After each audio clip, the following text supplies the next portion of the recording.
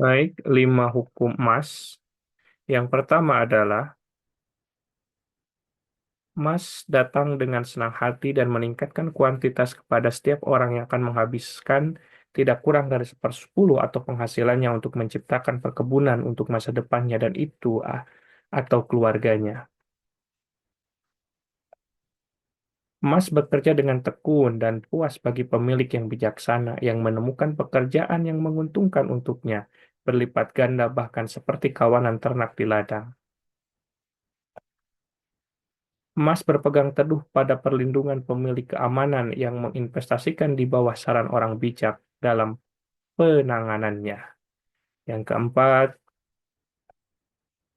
emas tergelincir dari orang yang memakainya dalam bisnis atau tujuan yang tidak dia kenal atau yang tidak disetujui oleh mereka yang terampil dalam pemeliharaannya. Emas melarikan diri dari orang yang akan memaksanya untuk mendapatkan penghasilan yang mustahil atau yang mengikuti nasihat memikat dari penipu dan perencana atau yang mempercayainya pada kurangnya pengalaman dan keinginan romantisnya sendiri dalam investasi. Ini adalah 5 hukum emas seperti yang ditulis oleh ayahku. Aku menyatakan mereka sebagai lebih berharga daripada emas itu sendiri. Seperti yang akan kutunjukkan dengan kelanjutan ceritaku, dia kembali menghadapi ayahnya. Aku telah memberitahumu tentang kedalaman kemiskinan dan keputusasaan yang membawaku.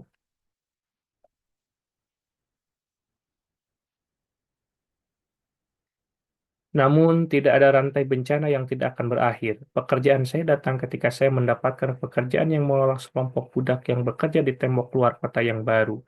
Mengambil keuntungan dari pengetahuan saya tentang hukum emas yang pertama, saya menabungnya. Tembaga dan penghasilan pertama saya menambahkannya di setiap kesempatan sampai saya memiliki sepotong perak. Itu adalah prosedur yang lambat, karena seorang harus hidup. Aku memang menghabiskan uang dengan enggan.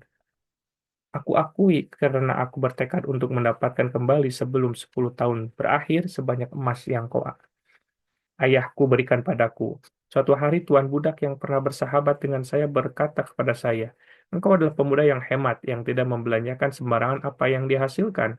Apakah kamu memiliki emas yang tidak menghasilkan penghasilan?" "Ya," jawabku. "Adalah keinginan terbesarku untuk mengumpulkan emas untuk menggantikan apa yang diberikan ayahku kepadaku dan yang telah hilang. Ini adalah ambisi yang layak. Aku akan mengabulkan dan tahukah kamu bahwa emas yang telah kamu simpan dapat bekerja untukmu dan menghasilkan lebih banyak emas. Aduh, pengalamanku pahit karena emas ayahku telah melarikan diri dariku dan aku sangat takut kalau milikku sendiri melakukan hal yang sama. Jika kamu percaya padaku, aku akan memberimu pelajaran tentang penanganan emas yang menguntungkan." Jawabnya, "Dalam setahun tembok luar akan selesai dan siap untuk gerbang perunggu besar yang akan dibangun di setiap pintu masuk untuk melindungi kota dari musuh raja. Di seluruh Ninwe tidak ada cukup logam untuk membuat gerbang ini dan raja tidak berpikir untuk menyediakannya. Inilah rencanaku. Sekelompok dari kami akan mengumpulkan emas kita dan mengirim kafilah ke tambang tembaga dan timah yang jauh dan membawa logam ke Ninwe.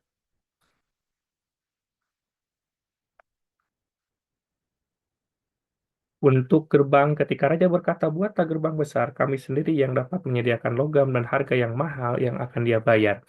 Jika raja tidak mau membeli dari kami, kami masih akan membeli kilogam yang dapat dijual dengan harga yang wajar. Dalam tawarannya, saya mengenali kesempatan untuk mematuhi hukum ketiga dan menginvestasikan tabungan saya di bawah bimbingan orang-orang bijak. Saya juga tidak kecewa, kolam renang kami sukses, dan simpanan emas kecil saya sangat meningkat oleh transaksi itu. Pada waktunya saya diterima sebagai anggota grup yang sama dalam usaha lain. Mereka adalah orang-orang yang bijaksana dalam penanganan emas yang menguntungkan.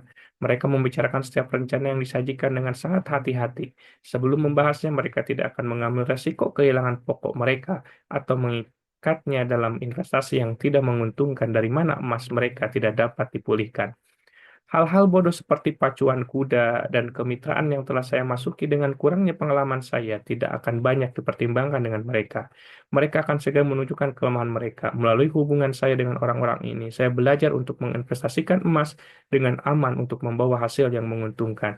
Seiring berjalannya waktu, harta saya meningkat semakin cepat. Saya tidak hanya menghasilkan kembali sebanyak yang saya hilangkan, tetapi lebih banyak lagi. Melalui kemalangan saya, pencobaan saya, dan keberhasilan saya telah menguji berkali-kali kebijaksanaan dari 5 hukum emas. Ayah saya dan telah membuktikannya benar dalam setiap ujian. Bagi dia yang tidak memiliki pengetahuan tentang 5 hukum emas, tidak sering datang dan hilang dengan cepat, tetapi bagi dia yang mematuhi 5 hukum emas, datang dan bekerja sebagai budaknya yang patuh.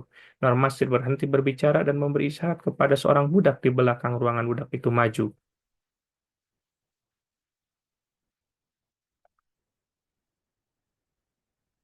Satu persatu, 3 tas kulit berat salah satu dari Nomasir mengambil dan meletakkan di lantai di hadapan ayahnya, berbicara kepadanya lagi. Engkau memberi saya sekantong emas, emas Babel.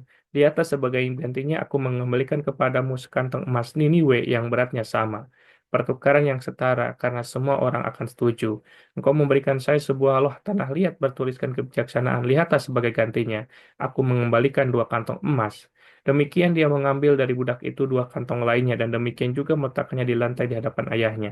Ini aku lakukan untuk membuktikan kepadamu, ayahku, betapa jauh lebih berharga aku menganggap kebijaksanaanmu daripada emasmu. Namun siapa yang dapat mengukur dalam kantong-kantong emas nilai hikmat tanpa kebijaksanaan, emas dengan cepat hilang oleh mereka yang memilikinya, tetapi dengan kebijaksanaan, emas dapat diamankan oleh mereka yang tidak memilikinya seperti yang dibuktikan oleh ketiga kantong emas ini. Memang itu memberi saya kepuasan yang paling dalam, ayahku, untuk berdiri di hadapanmu dan mengatakan bahwa karena kebijaksanaanmu aku telah menjadi kaya dan dihormati di hadapan manusia. Sang ayah meletakkan tangannya dengan penuh kasih sayang di atas kepala Nomasir. Engkau telah belajar pelajaranmu dengan baik, dan aku sesungguhnya beruntung memiliki seorang putra yang kepadanya aku dapat mempercayakan kekayaanku. Kalabab menghentikan ceritanya dan menatap pendengarannya dengan kritis.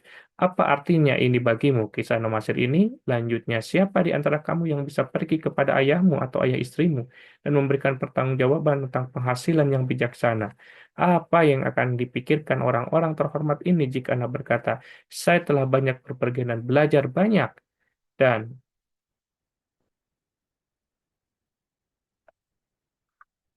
bekerja keras dan menghasilkan banyak. Namun sayangnya saya memiliki sedikit. Beberapa saya habiskan dengan bijaksana, beberapa saya habiskan dengan bodoh, dan banyak saya hilang dengan cara yang tidak bijaksana.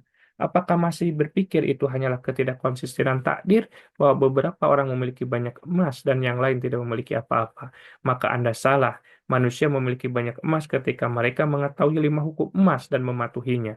Karena saya mempelajari 5 hukum ini di masa muda saya dan mematuhinya. Saya telah menjadi pedagang kaya, bukan dengan sihir aneh saya mengumpulkan kekayaan saya. Kekayaan yang datang dengan cepat berjalan dengan cara yang sama. Kekayaan yang bertahan untuk memberikan kenikmatan dan kepuasan kepada pemiliknya datang secara bertahap. Karena itulah adalah anak yang lahir dari pengetahuan dan tujuan yang gigih. Mendapatkan kekayaan hanyalah sedikit beban bagi orang yang bijaksana, memikul beban secara konsisten dari tahun ke tahun mencapai tujuan akhir. 5 hukum emas menawarkan kepada Anda hadiah yang melimpah atas kepatuhannya. Masing-masing dari 5 hukum ini kaya akan makna, dan jangan sampai engkau mengabaikan ini. Dalam singkat ceritaku, sekarang aku akan mengulanginya. Saya mengenal mereka masing-masing dengan hati karena di masa muda saya dapat melihat nilai mereka dan tidak akan puas sampai saya mengenal mereka satu demi satu.